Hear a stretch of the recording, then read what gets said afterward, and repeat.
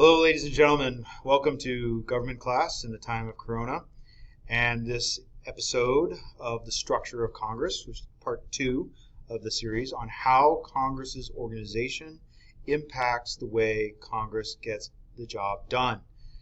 In last episode, I talked about how the various houses of Congress, the House of Representatives and Senate, have different jobs and were constructed for different reasons, and how those different jobs and reasons show up in the names that the founders gave to the people who hold those jobs, and are reinforced by various structures in who holds the jobs, how many people hold them, and things like that. Last class period, I talked about 435 members in the House of Representatives being a much larger number than the 100 in the Senate, and how that fact that one is much larger than the other creates some differences in the way the two see themselves. So one sees itself as more prestigious and exclusive because there's fewer of them, whereas the other with 435 can be much more representational because you're dividing up the country into smaller numbers, smaller groups rather, and therefore they can get to know those groups better. At the end of that episode, part 1 episode, I discussed how 435 people is a lot of people, and with that many voices and that many people, the need to control them through the rules is much greater, and so therefore the rules are more important in the House of Representatives.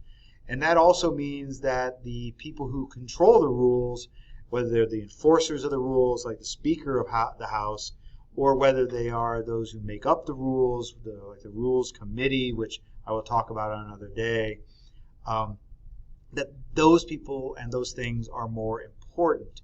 And I ended that last time with a short reminder that he or she who controls the rules controls the game. And that means that the political party that's in charge of the House of Representatives has much more power in the House than they do in the Senate, because they control the rules. Now, moving to the Senate, the feature of the Senate that we need to think about is that there are less of them. I've already discussed about how this leads to a different perception of the job of a senator, and that perception may be grounded in reality. The job of a senator is more prestigious, it's more exclusive, maybe even more difficult, as each senator has to be a master of more information and more ideas. But regardless, with 100 people versus 435, the Senate is free to be able to have certain ways of doing business that maybe are closed to the House with its large numbers. In the Senate, with only 100, the Senate can, maybe we don't have to have as many rules on who can talk and how long we can talk, and when and why and all those kinds of things. Maybe with 100 people, especially 100 people that are supposed to be more prestigious and mature and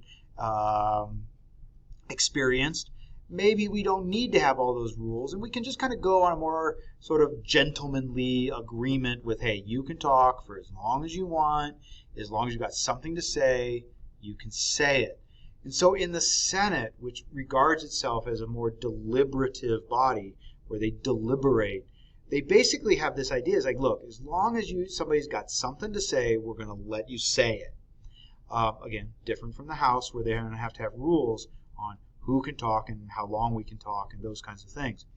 But this freedom in the Senate not only creates more deliberation, but it also means that the Senate has opened itself to an interesting practice known as the filibuster.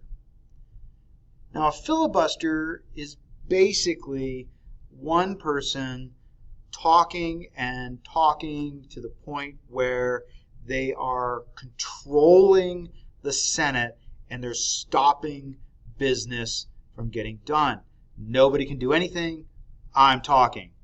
And there's some remarkable stories in American history of various senators talking for, I believe the record is held by Strom Thurmond for 24 hours and 18 minutes. And then you have all his buddies talking too, and so they can stop business from happening in the Senate for a week or more, while just member after member talks and talks and talks.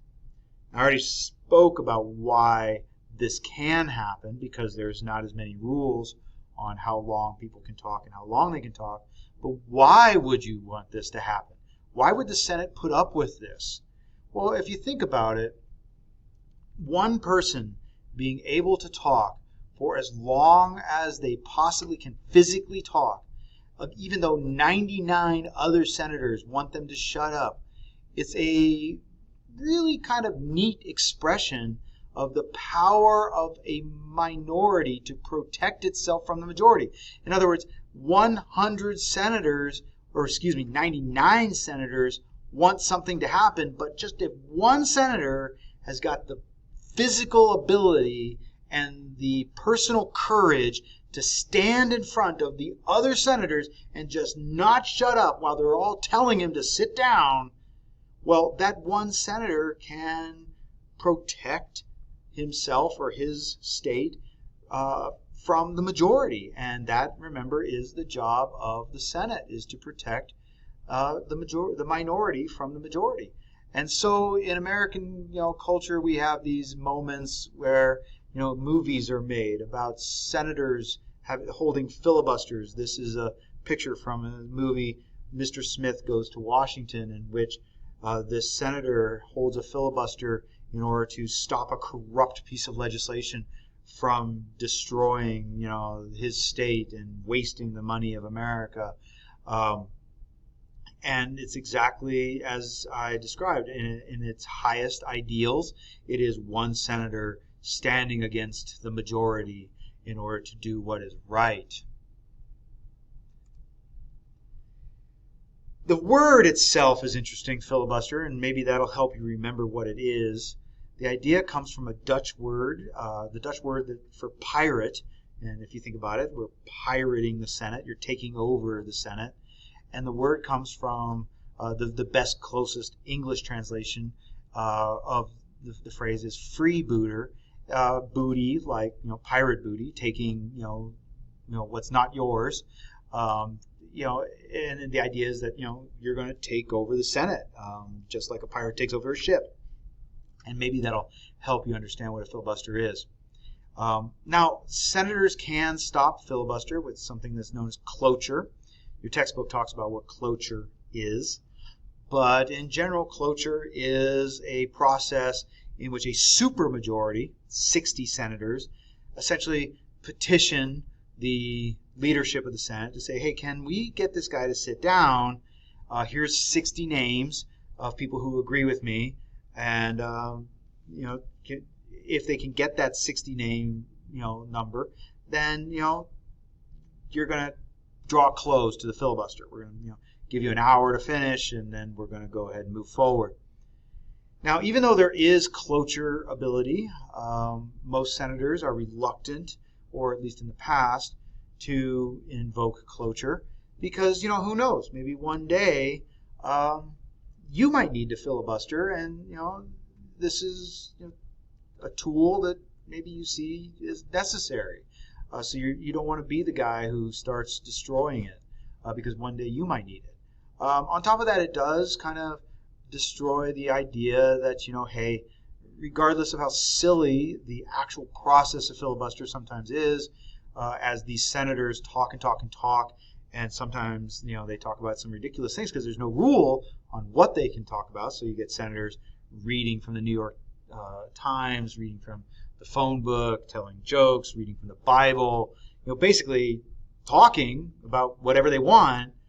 So regardless of how silly sometimes the actual act of a filibuster may seem, the idea behind this filibuster of this deliberative body, you got something to say, we're going to let you say it, and this idea of it protecting the minority is a very important idea to the Senate. And so you don't want to be the one that destroys that all the time. Now, in recent years, you can see what's happened to the use of filibuster and cloture. In this case, what we're looking at is a graph of cloture motions that were filed since 1917 across to 2018. And you can remembering that cloture motions are filed in order to stop filibusters. You can also assume that this graph roughly follows also the expansion of the use of filibusters. But you can see what's happened. The filibuster used to be a very rare event. It was a big deal when something large was happening. And over the years, thanks to rule changes and the growing partisanship of the Senate, the use of filibuster has expanded dramatically. And now senators are filibustering on all kinds of things that they in the past would not have.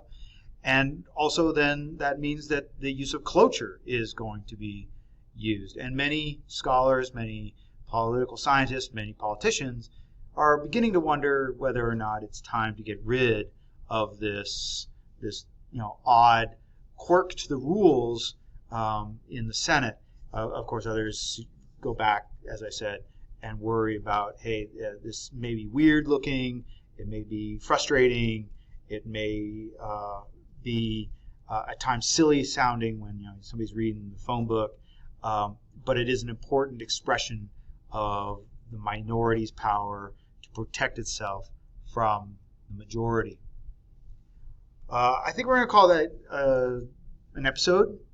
Next class period, next episode, I will quickly go through these last two chunks of the difference, and we will move on talking about how the structure of Congress affects the business of Congress. See you next time.